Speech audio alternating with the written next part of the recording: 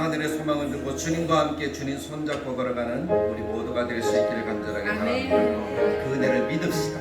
그리고 우리가 하나님께서 허락하신 확실한 신앙으로 하나님 앞에 나아갑시다. 310장입니다. 하나님의 은혜로 있을 데 없는 자, 우리 박수하며 힘있게 찬양드립니다.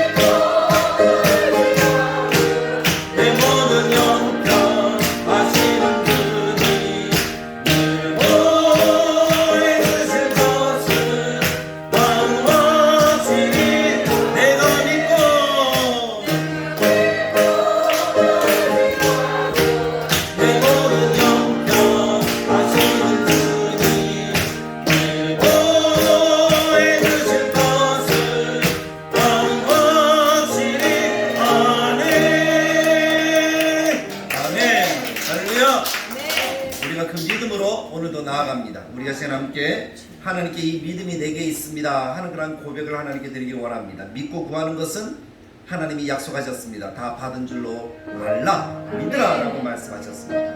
우리 예수님의 이름으로 구하면 하나님이 다 응답하실 줄 믿습니다. 어떤 고민, 어떤 어려움, 어떤 환난, 또 어떤 고통이 우리 성도들에게 있습니다.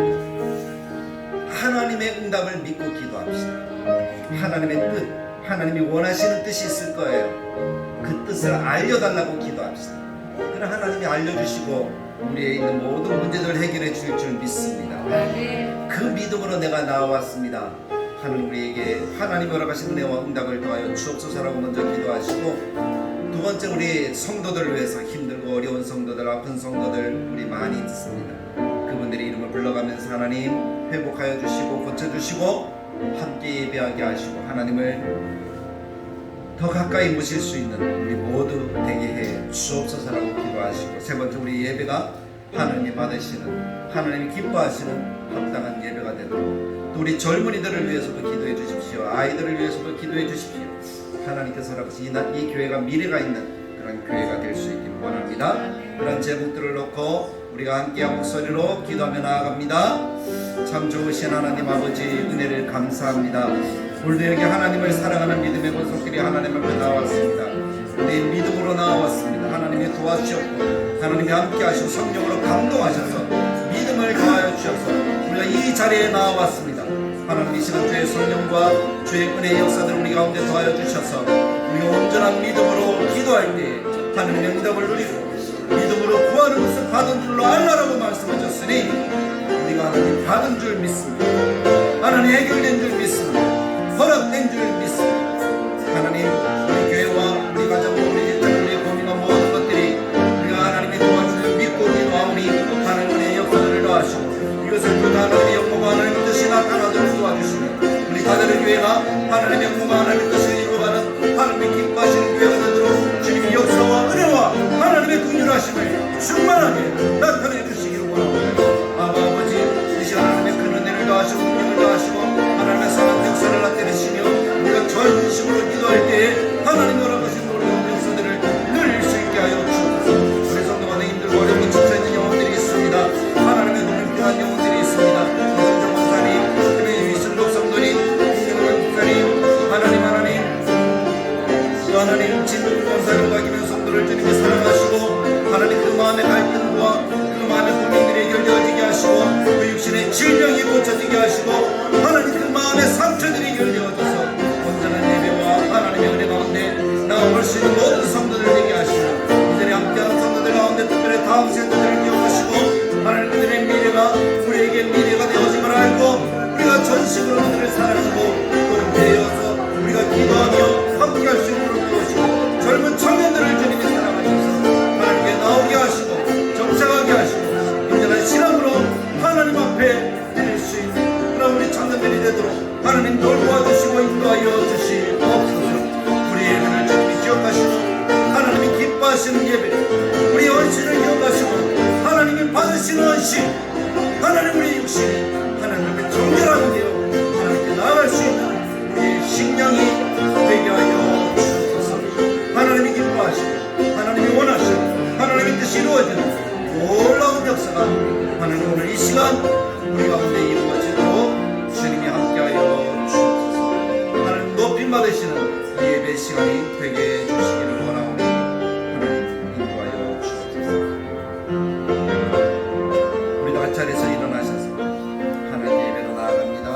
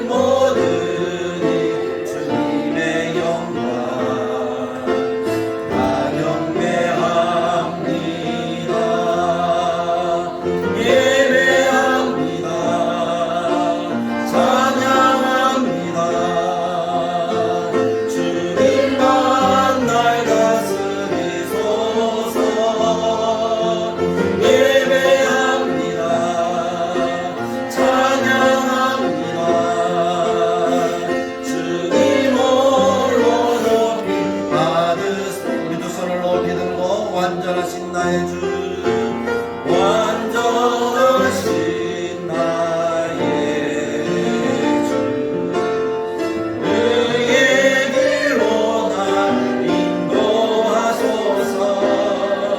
행하신 모든 일 주님의 영광 다 경배합니다.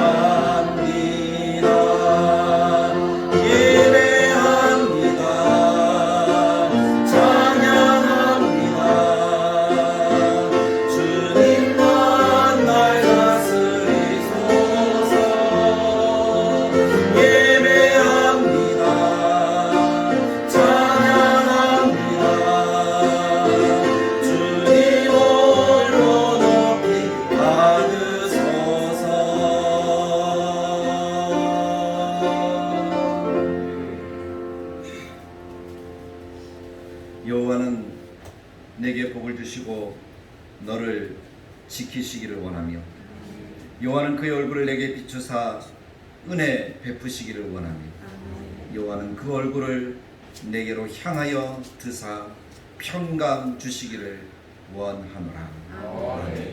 좋으신 하나님, 오늘도 그 은혜를 누리게 하여 주옵소서.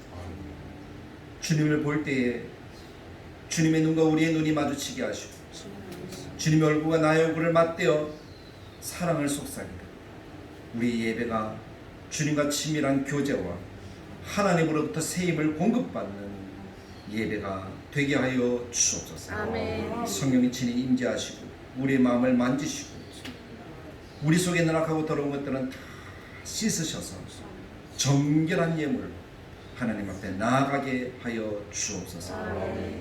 하나님 기뻐 받으시는 이 예배, 하나님이 영광을 높이 받으시는 이 예배 되게 하여 주시고 하나님 홀로 영광 받으시길 원하오니 예수님의 이름으로 기도드리옵나이다. 아멘. 사도신경으로 신앙 고백합니다. 나는 전능하신 아버지 하나님 천지의 창조주를 믿습니다. 나는 그의 유일하신 아들 우리 주 예수 그리스도를 믿습니다. 그는 성령으로 잉태되어 동정녀 마리아에게서 나시고 본디오 빌라도에게 고난을 받아 십자가에 못 박혀 죽으시고 장사된 지 사흘 만에 죽은 자 가운데서 다시 살아나셨으며 하늘에 오르시어 전능하신 아버지 하나님 우편에 앉아 계시다가 거기로부터 살아있는 자와 죽은 자를 심판하러 오십니다. 나는 성령을 믿으며 거룩한 공교회와 성도의 교제와 죄를 용서받는 것과 몸의 부활과 영생을 믿습니다. 아멘. 마치 자리에 앉으셔서 찬송가 10장.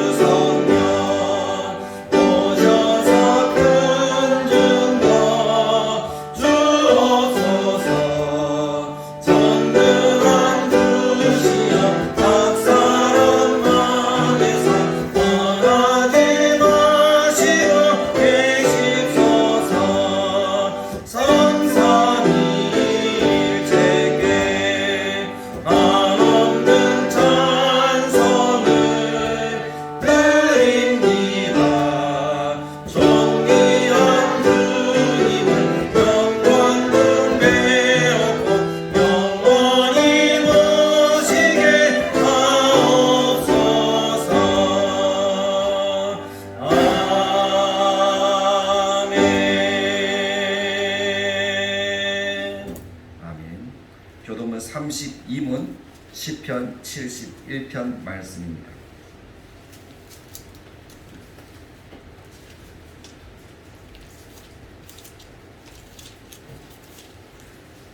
교도문 32문 시편 71편 오늘 우리에게 주시는 말씀 같이 교독하겠습니다. 여호와여 내가 주께 피하오니 내가 영원히 수치를 당하게 하지 마소서. 주의 의로 나를 건지시며 나를 풀어주시며 주의 얘기를 내게 기울이시고 나를 구원하소서. 주는 내가 항상 피하여 숨을 바위가 되소서. 주께서 나를 구원하라 명령하셨으니 이는 주께서 나의 반석이시오 나의 요새이심이다. 나의 하나님이여 나를 악인의 손 곧 불의한 자와 흉악한 자의 장중에서 피하게 하소서. 주 여호와여 주는 나의 소망이시오 내가 어릴 때부터 신뢰하시라. 내가 모태에서부터 주를 의지하였으며 나의 어머니의 배에서부터 주께서 나를 택하셨사오니 나는 항상 주를 찬송하리이다. 아멘. 찬송가 258장 찬양 드리신 이후에 우리 광고 말씀 듣겠습니다.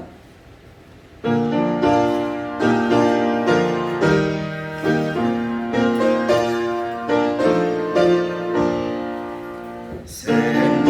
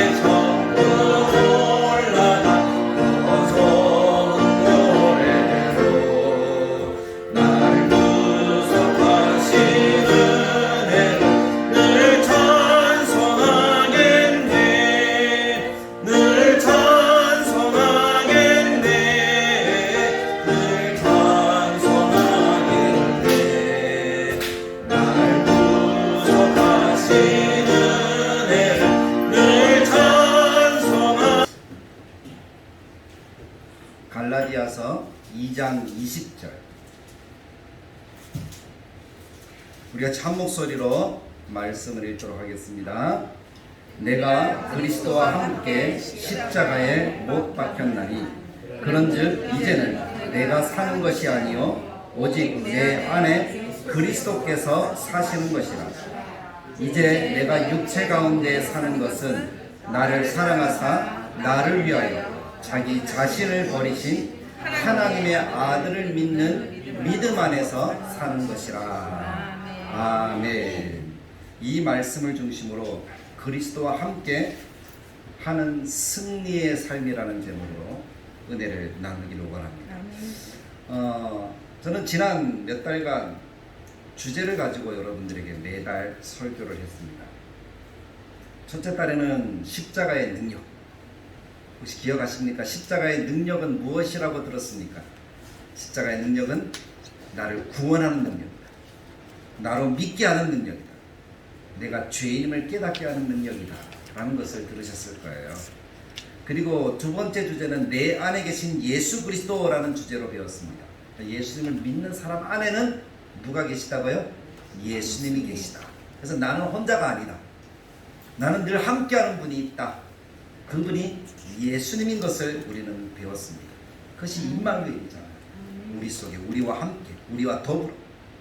그것을 우리가 깨닫지 못하게 하실까봐 성령을 보내셔서 우리를 깨닫게 하시는 것. 그것이 바로 우리 안에 계시는 예수님에 대해서 배운 것이고, 세 번째는 회개의 기쁨에 대해서 공부했습니다. 회개, 우리들에게 반드시 필요합니다. 죄를 깨닫고 하나님 앞에 고백하고 우리가 하나님께로 우리의 마음과 육신과 모든 삶의 영역들을 하나님께로 가져가서 하나님과의 관계를 회복하는 것. 그것이 회개라고 했습니다. 죄를 왜 짓습니까? 하나님을 떠나기 때문에 죄를 짓잖아요. 하나님과 멀어지니까 죄를 짓게 되는 거잖아요. 하나님 안에, 하나님 앞에, 하나님과 가까이 하나님과 손잡고 있는데 죄를 지을 수 있습니까? 없습니까? 없죠. 그래서 그것을 회개하고 예수님께로 돌이키는 것, 그것을 우리는 진짜 회개. 그러고 나면 마음속에 기쁨이 충만하게 넘칠 수밖에 없어요. 주님을 만나니까. 주님이 내 속에서 살아 역사하시는 것을 내가 경험하니까. 그러한 삶들을 살아가는 것이 그리스도인의 삶입니다.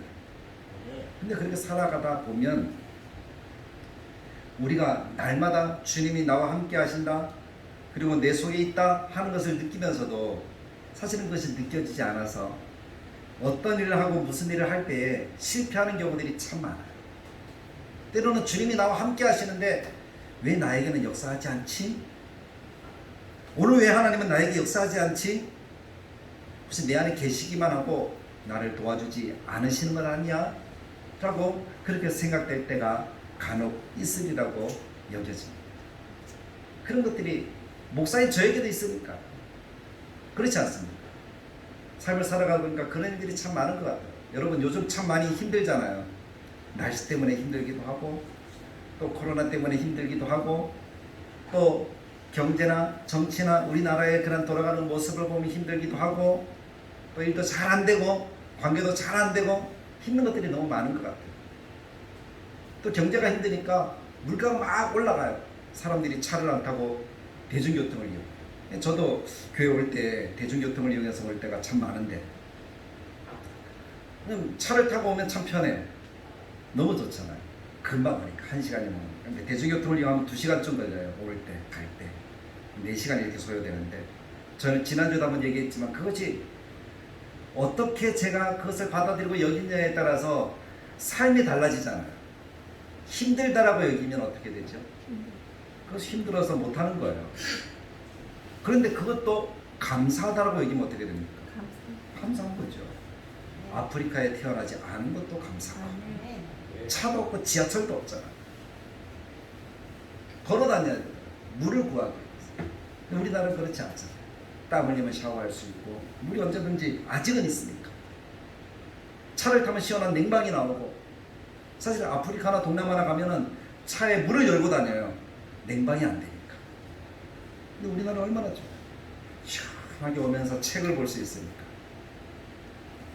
어제도 오면서 할아버지 한 분을 배웠어요.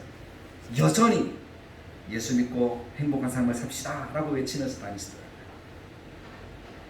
저도 책을 펴서 제가 해야 될 공부를 하면서 그렇게 교회까지 오고 또 집에 가고 그렇게 했는데 그것이 행복해요.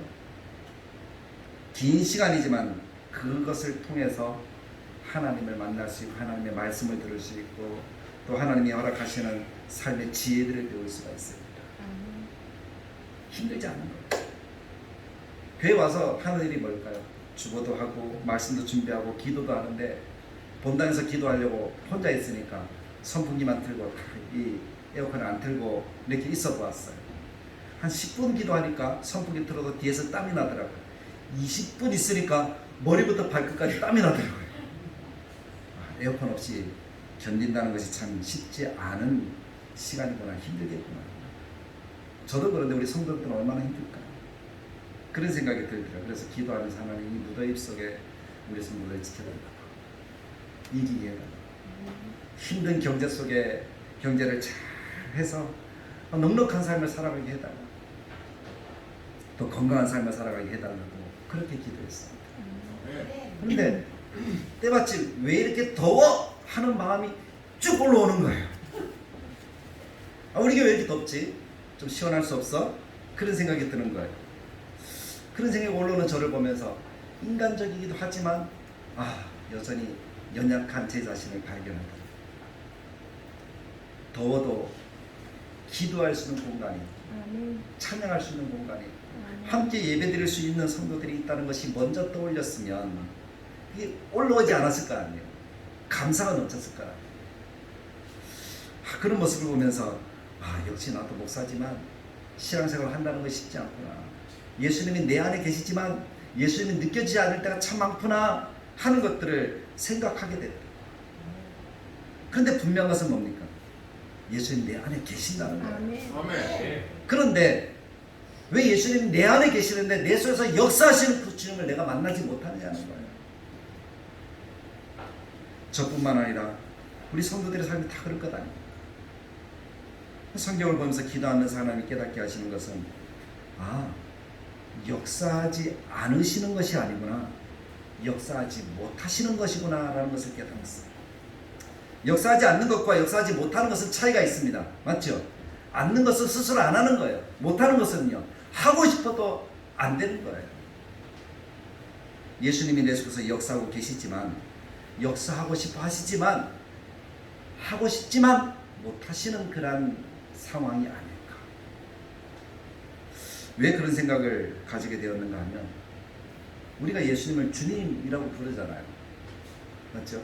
주님, 기도할 때마다 주님 하고 부르시잖아요. 그런데 부르기는 주님이라고 부르는데 나의 삶의 바운더리 속에서 내가 살아가는 삶의 모습을 보면 주인이 주님이 아니고 누가 주인이 되고 있습니까? 내가 주인이더라고요. 내 마음대로 생각하고 내가 하고 싶은 대로 하고 내가 먹고 싶은 대로 먹고, 먹으면서 한 번도 주님께 물어보지 않았어요.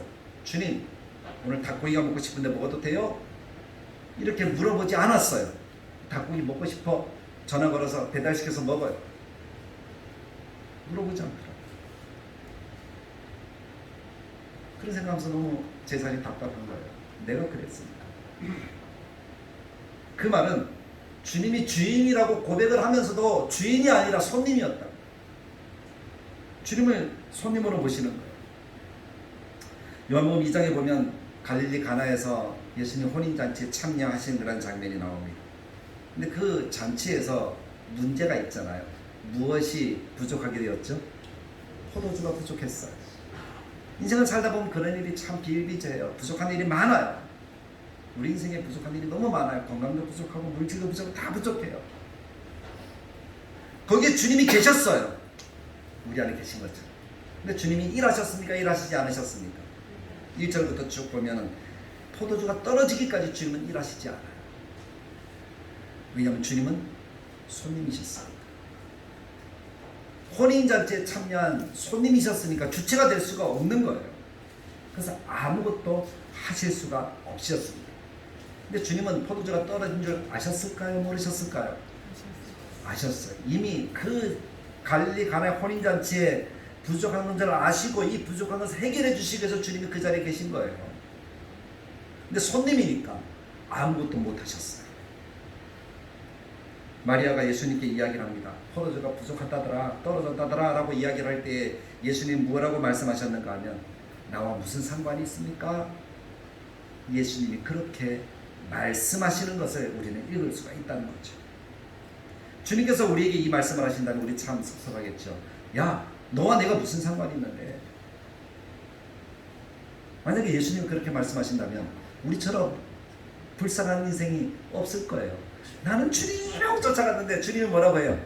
야, 너 나랑 무슨 상관이 있는데? 이렇게 이야기를 하십니다. 안타깝게도 혹시 이것이 우리의 현실이 아닐까 하는 그런 생각을 가져봅니다. 예수님께서는 우리에게 무엇이 필요하고 또 무엇이 어려운지 어떤 문제를 해결해야 되는지 이미 알고 계십니다. 근데 예수님은 아무것도 못하시는 거예요.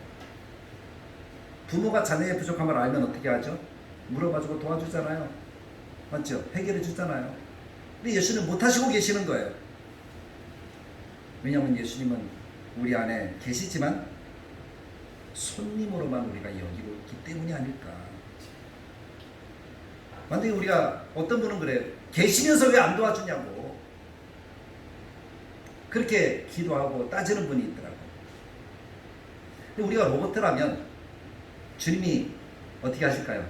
다 해주실 거 아니에요. 맞죠? 세팅 다 해주셔서 프로그램해서 그 로봇을 움직이도록 만들어 주실 것 아니에요. 근데 하나님은 우리를 지으실 때 로봇으로 지으시지 않으셨어요. 인격 없는 존재가 아니라 인격 있는 사람으로 지으셨어요. 교제하고 거의 자유의지까지 주셨어요. 대화도 하고 그만큼 우리를 귀하게 여겨주셨다는 거죠. 함께하고 싶었어요. 이야기하고 싶었어요. 만나고 싶었어요. 주인으로 모시기만 하면 그 안에 들어가서 주님과 함께하기만 하면 그런 일들을 해주시겠다라고 주님이 이미 우리에게 다 말씀해 주셨어요. 근데 우리는 삶을 살아가면서 주님이 주인이라고 말은 하는데 정말 우리의 삶의 주인이 아니에요. 내가 주인이에요. 목회하는 것도 마찬가지더라고요. 책을 보면서 그 책에서 한 목사님이 간증을 하시면서 자기는 평생 부목사로 지냈다라고 이렇게 이야기를 하시는 거예요. 근데 그분이 큰 교회 담임 목사님이죠.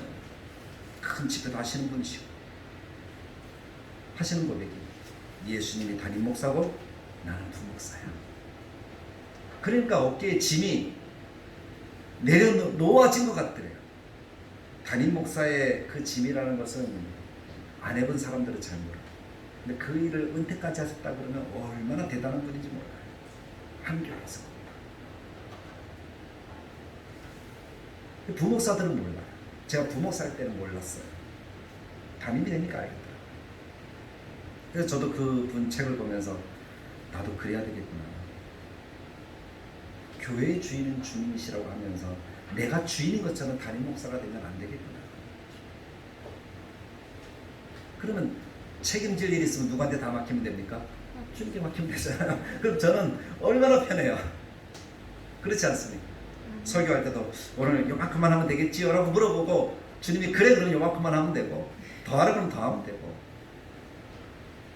그것이 참 지혜로운 하나님이 원하시는 기뻐하시는 삶의 모습인 것 같다 라는 그런 생각이 드는 거예요.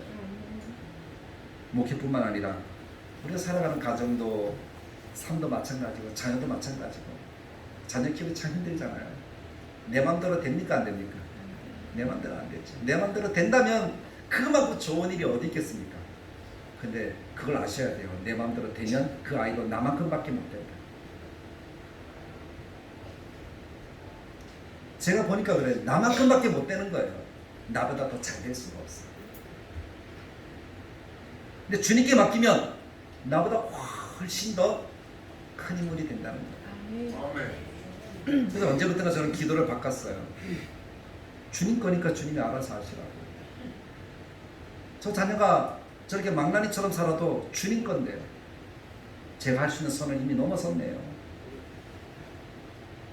제 마음 한켠에는 부담은 있지만 한켠에는 편해요. 주님이 알아서 해줄 것을 믿으니까. 믿은 대로 하나님이 하신다고 하셨으니까. 주님이 주인이라는 사실을 몰랐을 때는 내 마음대로 했어요. 내가 매도 들고 내가 야단도 치고 그래봐도 소용이 없어요. 나랑 함께 있는 시간보다 세상 자기가 좋아하는 것들과 함께 있는 시간이 더 많더라고요. 거기에 빠지더라고요. 그 상처받기도 하고 그러더라고요. 내가 할 수 있는 것이 없습니다. 근데 우리는 내가 하려고 해요. 내 마음대로 하려고 해요. 일상생활은 물론 신앙생활도 내 색깔, 내 방법대로 하려고 해요. 그렇지 않습니까? 그래서 누구는 틀렸고 누구는 맞다라고 얘기해요. 어떤 설교는 좋고 어떤 설교는 안 좋다라고 얘기를 해요. 어떻게 사람이 그것을 판단할 수 있는 거지? 내가 기준이 되니까 좋고 안 좋고가 되는 거지. 근데 하나님이 기준이 되면 이것도 아멘, 이것도 아멘이에요. 그렇지 않을까요? 그게 주님이 주인된 그런 삶의 모습 아닐까?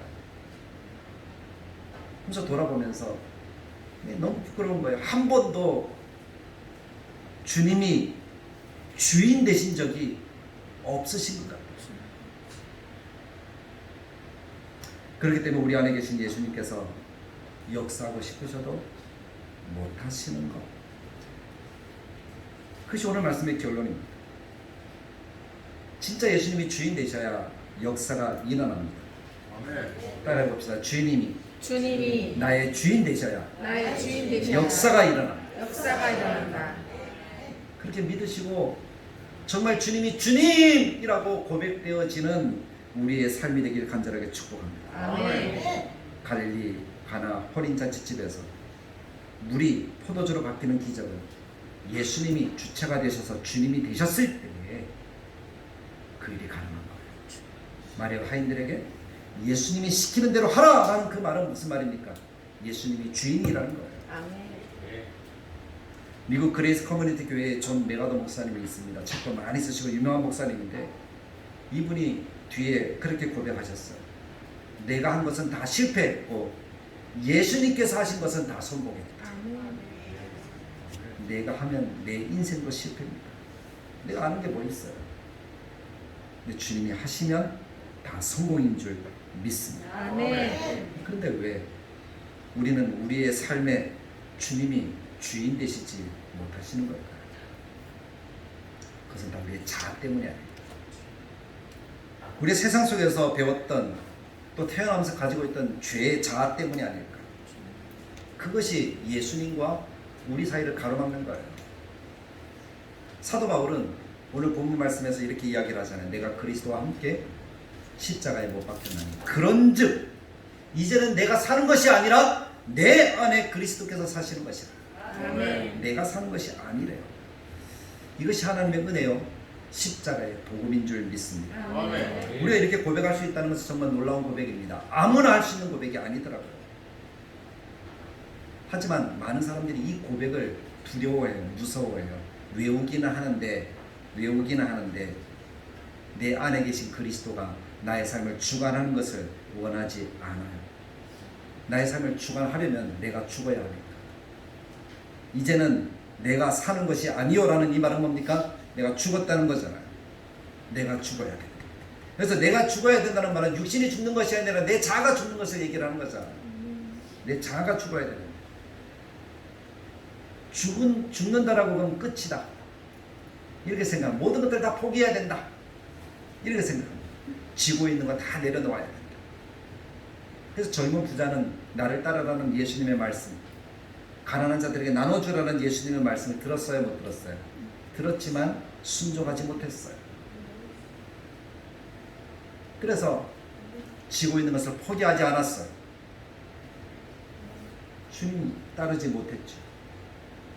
그 사람이 구원받았는지 안 받았는지 나중에 회개했는지 안 했는지 성경에 기록하지 않기 때문에 우리는 말할 수는 없지만 어쨌든 그 사람의 주인은 물질이었어요. 주님 앞에 나와서 주님이라고 불렀지만 주님이 되지 않았어요. 내 것을 내려놓지 않았으니까. 죽는 것을 그렇게 생각하니까 사람들은 죽으라고 하면 무서워합니다. 포기합니다. 어려워합니다. 힘들어합니다. 저도 그랬던 것 같아요. 우리가 이렇게 반응하는 이유는 우리가 우리 자아가 죽는 것이 무엇인지 모르고 내 자아의 실상을 모르기 때문이 아닐까. 사실 자아가 어떤 존재다, 내가 어떤 존재다라는 것을 제대로 알고 나면 내가 죽는 것이 복음이다. 그것이 잘 되는 거다. 그것을 다행으로 이렇게 여길 것입니다. 사도 바울은 내가 그리스도와 함께 십자가에 못 박혔나니 라고 고백합니다. 못 박혔다. 그럼 자기도 죽었다는 거잖아요. 예수님이 죽으셨으니까.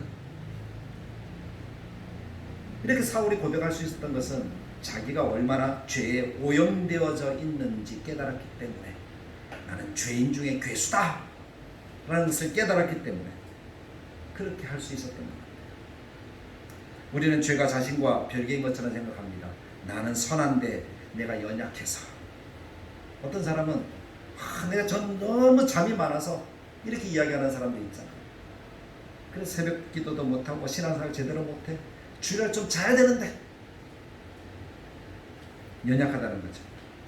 연약하기 때문에 어쩔 수 없이 죄를 짓고, 어쩔 수 없이 주님이 주인 되지 못하게 하고 그랬다는 거예요. 그래서 죄와 나의 연약함과 나와 이 뭡니까? 죄는 별개의 문제다. 내가 연약해서 그렇게 된 것이 내가 원래부터 죄 짓고 싶어서 그런 것은 아니다 라고 그렇게 착각하는 것 같아요. 근데 착각하지 마십시오. 우리의 자아는, 우리는 말 그대로 그냥 죄 덩어리입니다. 이미 오염되었어요. 오염되었어. 곰팡이가 하나 피기 시작하면 그 곰팡이가 어떻게 되죠? 완전하게 제거하고 잘라내기 전에는 계속 일어나잖아요. 우리가 그렇다는 거예요. 오염된 자. 그것이 우리의 실상이에요. 죄의 모습. 그리스도인이라면 누구나 신앙생활 하는 동안에 나름대로 경건하게 살려고 노력합니다. 저도 그렇게 노력했습니다. 나의 성질, 습관, 두려움, 염려, 분노, 혈기, 시기, 질투, 음란한 마음, 이런 것들을 이겨내려고 애썼을 거예요. 저뿐만 아니라 다 그렇게 노력하고 계시리라고 믿습니다. 그러나 결과는 어떻죠? 또 실패, 또 실패, 또 실패. 그래서 그건 좌절의 연속이에요. 아무리 노력해도 안 바뀌는 요 부분이 있네. 요것은 그냥 포기하고 나머지 부분만 열심히 하자.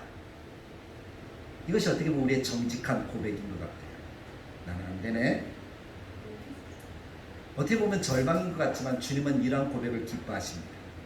내가 안 된다라는 그 말은 뭡니까? 주님이 하실 수 있다는 거예요. 이제 자기 자신에 대해 절망할 때 비로소 나는 죽었다라는 거예요.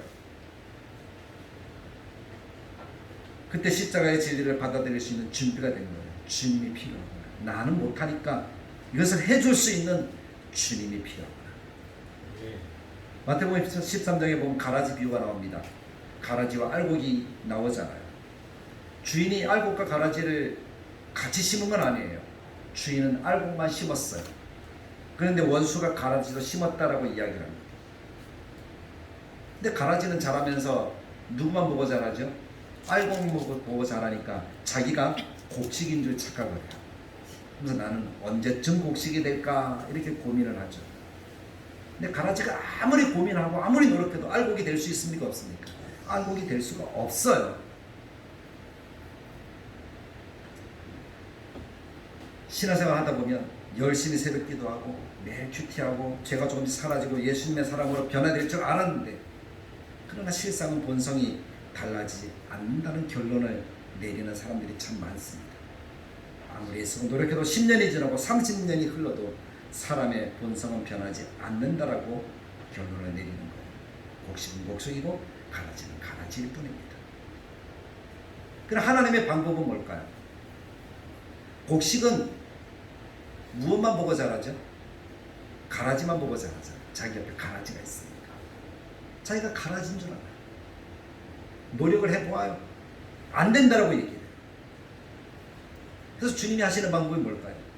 네가 곡식이다라는 것을 깨닫게 하시는 거예요. 예수 그리스도가 필요한 존재다는 것을 깨닫게 하시는 거예요.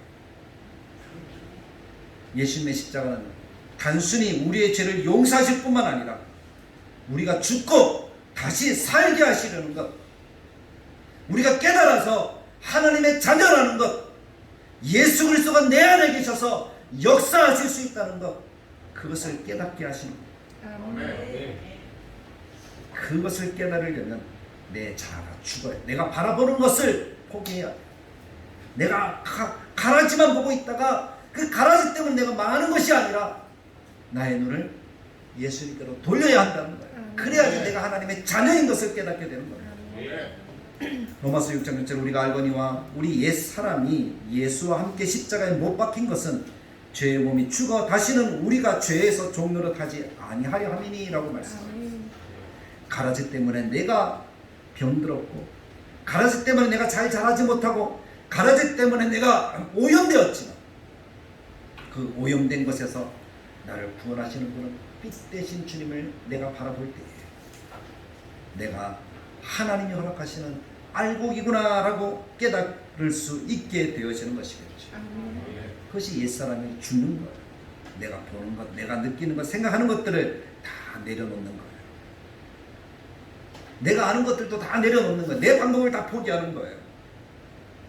우리의 자로 결국 아무것도 할 수 없으니 예수님 그분의 은혜 십자가 외에는 나를 고칠 수 있는 것이 없구나, 나를 깨닫게 하실 수 있는 것이 없구나.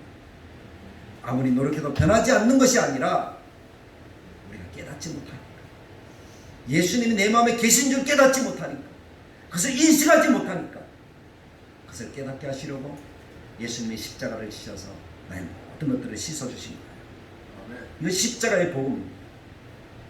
이것을 깨달아서 나를 내려놓으면, 나는 아니었구나 라고 내려놓으면 그때로부터 하나님이 허락하신 구원의 역사가 시작이 되어지는 것. 그래서 사도 바울은 고백하잖아요. 이제는 나 사는 것 아니요 주 내 안에 사네. 내게 필요한 것은 내가 보는 가라지가 아니라 내가 필요한 것은 내가 주님을 바라보는 거라는 거예요.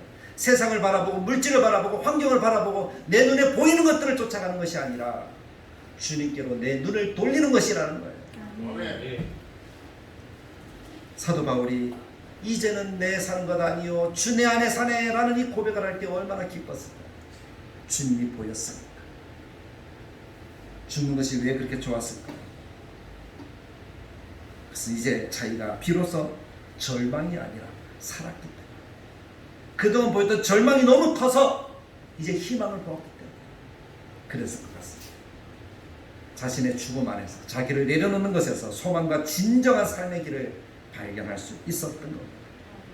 그래서 이제는 나 사는 것 아니니 주 내 안에 사네 라고 믿음으로 고백할 수 있었던 겁니다. 아주 오래전에 김익도 목사라는 분이 계셨어요. 아시잖아요. 깡패였어요. 주변 사람들은 다 무서워했어요. 김익도가 떴다 그러면 모든 사람들이 가게 문을 닫아야 됐어요. 왜냐면 인정사정 마주지 않고 누구라도 걸리기만 눈만 마주치면 그 사람이 타겟이 되는 거예요. 다 마주치면 문을 다 내리고 오늘 장사 끝 하고 다 집으로 가요. 근데 어느 날 이 정도로 사람들에게 고통과 불안을 주는 김익도가 예수님을 믿게 된 거예요. 놀라운 사건이죠. 믿었어요. 그리고 나서 정말 믿었어요. 자기 안에 예수님을 모셨어요. 주인 되게 하셨어요. 그러고 나서 김익도는 부고장을 돌렸다고 합니다. 김익도가 죽었다라고 많은 사람들에게 부고장을 날렸어요. 보냈어요. 사람들이 너무 좋아했을 것 아니에요. 너무 기뻐했을 것 아니에요. 와, 이제는 우리 마을에, 우리 시장에 이제 빛이 들어올 거야. 그런 생각에 사람들이 너무 좋아했는데, 근데 어느 날 죽었다는 김익도가 버젓이 나타나서 한 손에 시커먼 책을 들고 나타난 거예요. 사람들이 더 두려워 떨기 시작해요. 저 시커먼 책에 혹시 살생부가 적혀 있는 거 아니야? 그런데 소문에 김익도에 들고 있는 것이 성경책이고 김익도가 목사가 됐다는 얘기가 소문으로 들리는 거예요. 그래서 절대 사람들을 안 괴롭힌대요. 그래서 어떤 한 사람이 용기를 내어서 실험해 보고 왔어요. 김익도가 지나갈 때 물동에 물을 가득, 물동에 물을 김익도에게 팍 쏟아부은 거예요.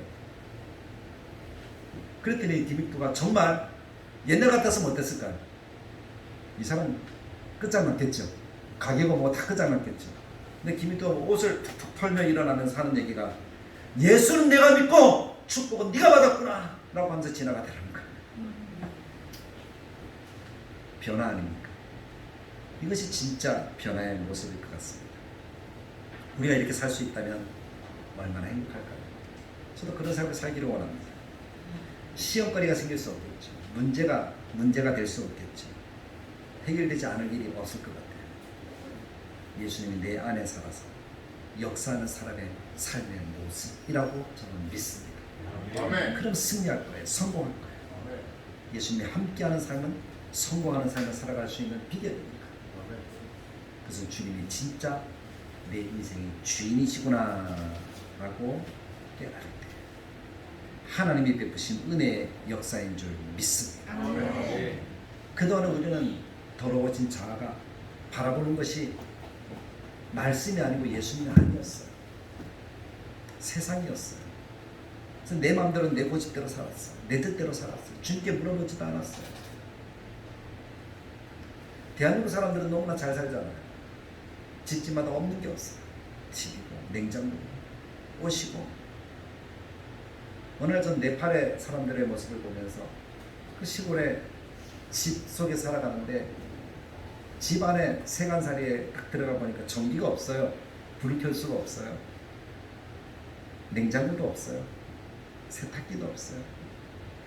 옷장이 있는가 보니 옷장도 없어요. 침대는 이불도 없어요. 옷 하나 가지고 아침, 점심, 저녁 한 달, 두 달, 세 달 옷 떨어질 때까지 입는 거예요.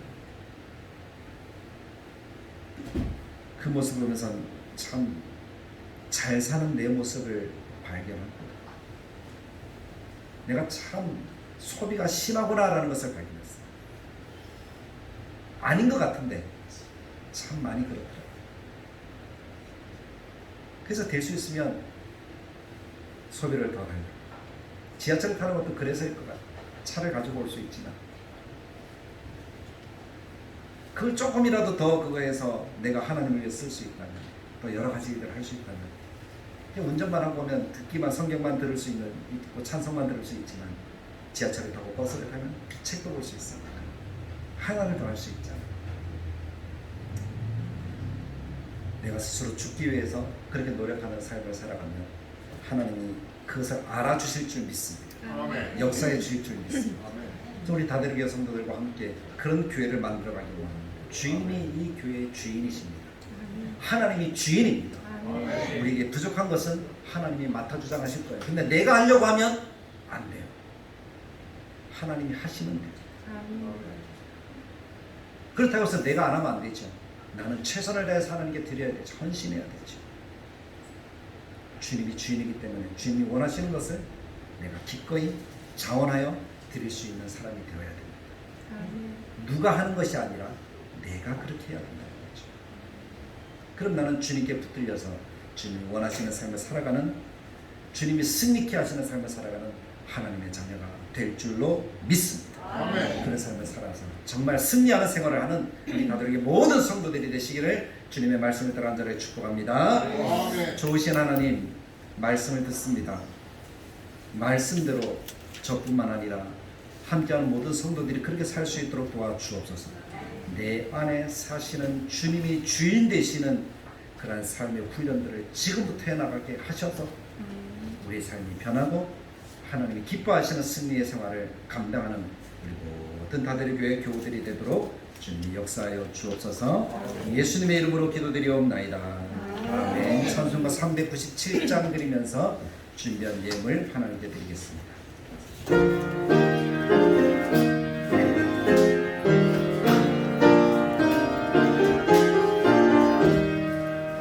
주 사랑 안에 살며 두려움 없으며 그 사랑 변함없어 늘 마음 편하다.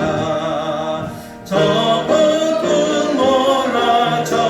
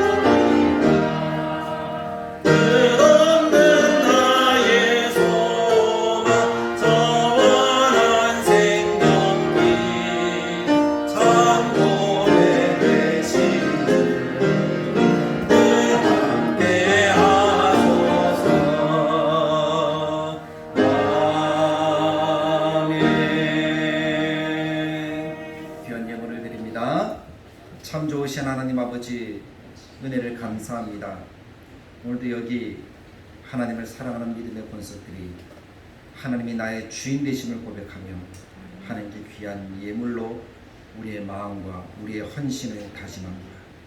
주정헌금을 주님이 받으셔서 하나님이 기뻐하시고 하나님이 원하시는 뜻대로 우리들의 삶을 살아서 우리 인생의 주인이 정말 주님인 것을 깨달아 알게 하여 주옵소서. 그래서 주님께 모든 것들을 맡기고 주님이 허락하시는 삶을 아름답게 살아드릴 수 있도록 도와주시기를 원합니다. 건축헌금을 드려오니 하나님의 교회를 주님이 생각하사 하나님이 허락하시는 대로 아름답게 세워져가도록 주님이 도와주시고 필요한 것들 주님이 채워 주옵소서. 구제헌금을 받으셔서 우리의 사랑을 실천할 수 있게 하시고 성경금을 드려오니 하나님의 나라를 온전하게 세워 아멘 주 예수여 어서 오시옵소서라고 믿음으로 고백할 수 있는 주님이 영광 가운데 재림하실 때를 예비하는 우리 모두가 되게 하여 주시기를 원합니다. 여기 11조의 예물을 드립니다. 하나님의 것인 줄 알고 드립니다. 하나님이 받으셔서 하나님의 나라와 하나님의 영광과 하나님의 뜻이 이루어지게 하시고 하나님의 가정과 직장과 환경과 모든 필요한 것들을 위해 주님이 복을 부어주셔서 더 많은 것들로 하나님께 헌신하여 드릴 수 있도록 도와주옵소서. 감사함을 드립니다. 항상 은혜에 감사합니다. 가정을 지켜주시니 감사하고 은혜로 살게 하시고 예배드리게 하시니 감사하고 늘 동행하여 지켜주시니 감사하고 범사에 감사해서 드리는 예물들과 하나님 마음에 꼭 담아둔 감사의 제목들을 가지고 드리는 예물 주님이 기억하셔서 하나님 아름답게 복되게 주님이 기뻐하신 뜻대로 사용되어지도록 주님이 인도하여 주옵소서. 더 많은 감사로 영광 돌리는 다들에게 모든 교우들 되게 하여 주옵소서. 예수님의 이름으로 기도드리옵나이다. 우리 주 예수 그리스도의 은혜와 하나님의 사랑과 성령님의 감동 축복하시는 역사가 주님이 주인 되심을 믿음으로 고백합니다. 주님께 모든 것들을 맡겨드려 승리하는 삶을 살기를 원하는 하나님의 백성들 머리 위에 함께 계실지어다. 아멘.